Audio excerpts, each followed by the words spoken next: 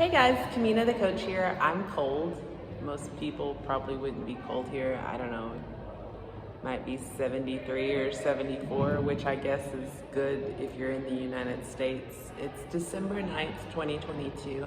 I am Kamina the coach. I have taken this channel back to what it was originally. I created this channel originally to help people get it together to start to work and live abroad.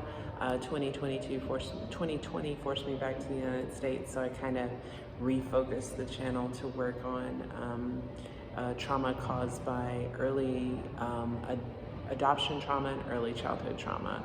And then 3 months ago, in August of 22, I was lucky enough to be able to start working outside of the United States again. So I've started kind of sharing my observations and hopefully some wisdom and knowledge, maybe some things you don't know, maybe some things you do, and I'm just helping you observe that you're not crazy. So this video is kind of just about reaffirming some of my observations, kind of addressing some things that I said in the past. Before COVID, I had been planning on going back to the United States because I was hoping that my observations from the outside looking in weren't accurate. It's easy for somebody who's very sensitive like myself and somebody who was harboring a lot of unresolved trauma to catastrophize things. So I was really hoping that I'd be able to return back to the United States and that it wouldn't be as bad as I thought it was. It was, actually, it was worse. And probably part of that has to do with COVID coming in. I'm really cold. Probably some of that, a lot of that had to do with COVID being there at that time. But just in general, it just had to do with the trajectory of the United States. And I won't get into politics, but it's much easier to observe and accept the things that are going on when you're not there. And after a couple of years of being outside of the United States, I had said that I would never return. And I returned because I was really at the time quite desperate to get married. And I still had some hopes of having children. So if you've been following my journey in 2022, I reunited with my family and healed some really gaping wounds in my heart and my soul. And it was pretty amazing that all of that angst surrounding that need to get married and have children just kind of went away. I definitely don't want to do the whole children thing at this point. And I'm okay being alone. A partner would be nice, but at the end of the day, I'm okay with being alone. So what is going on in the education world for me now, and what are my plans for the future? So it is possible that, especially as a licensed teacher, that you might be able to find a nice paying job with good benefits. They're not gonna be as good as they used to be, honestly. We talked about this a lot before I went back to the United States. The Azations of the Gulf. Really, the Gulf just kind of took back their regions with the fall of oil prices and their kind of recession, because their economies were revolving almost solely around oil.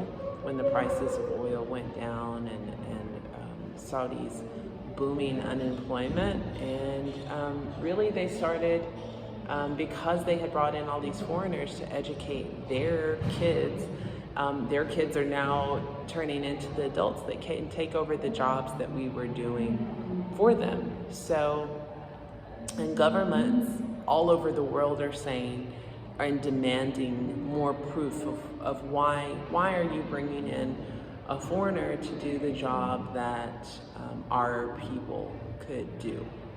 So that's why packages have changed a lot.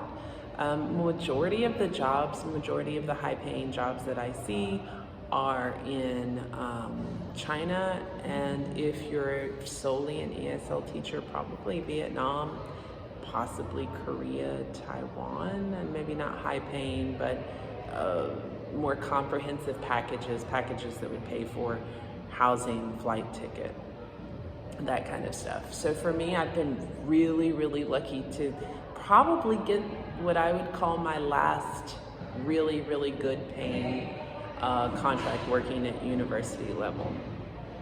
Sounds like here they come, trying to get this video in before students come. So I've been really lucky to get this one last high-paying contract in Iraq, and I was in Kurdistan before, but I will actually be in Iraq this time. And so my plans for the future, if you want to hear the universe laugh, tell it your plans. Try to finish this.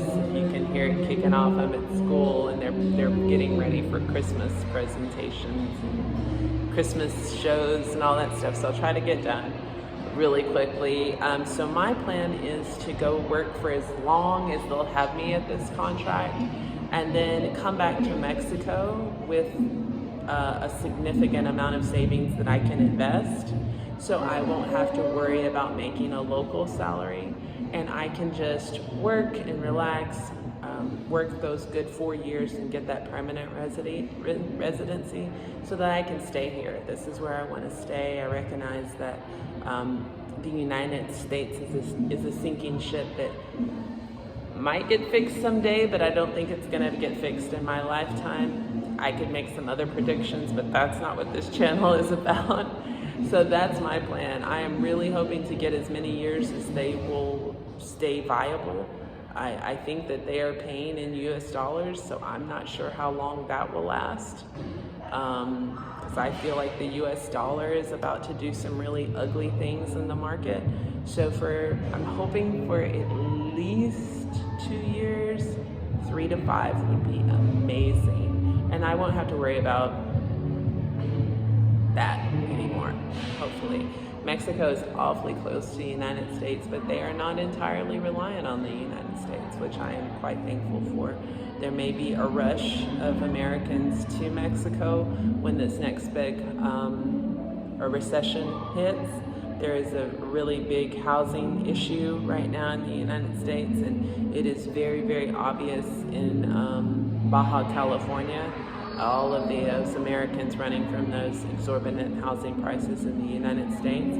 Hopefully I'll be far enough south in Mexico that I won't be able to be part of that. I definitely don't want to take part in gentrifying the country. The investments I make, I want them to be good for the local people, and I definitely am not trying to step on any local toes. I want to make life better for the people here, not make it worse. I'm not trying to save them or say that I know what's best for them.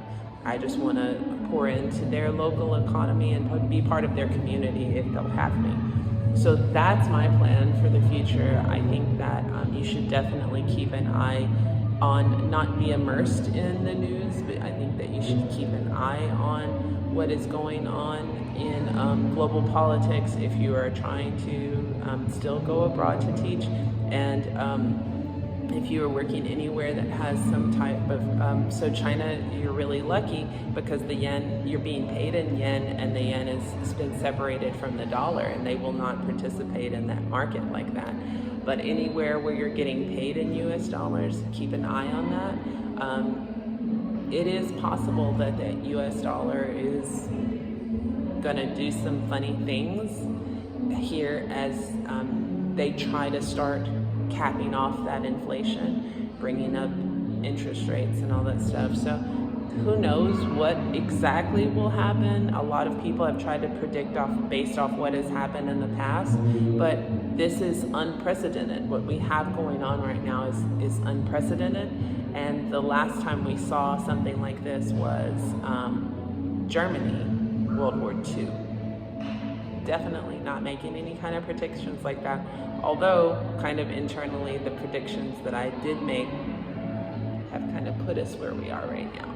So myself personally, I don't plan at this point things change all the time. At this point, I do not plan to ever go back to the United States again, but I also see what is going on with the global market for international teachers. So I am looking to make myself more stationary, have a bit of savings so that I can kind of just settle and stay here in Mexico. So those are my 2 cents on the future, what it looks like for me, the past up until now. So until next time, guys, sending you love, light, peace, and joy. My name is Kamina the Coach. I am out.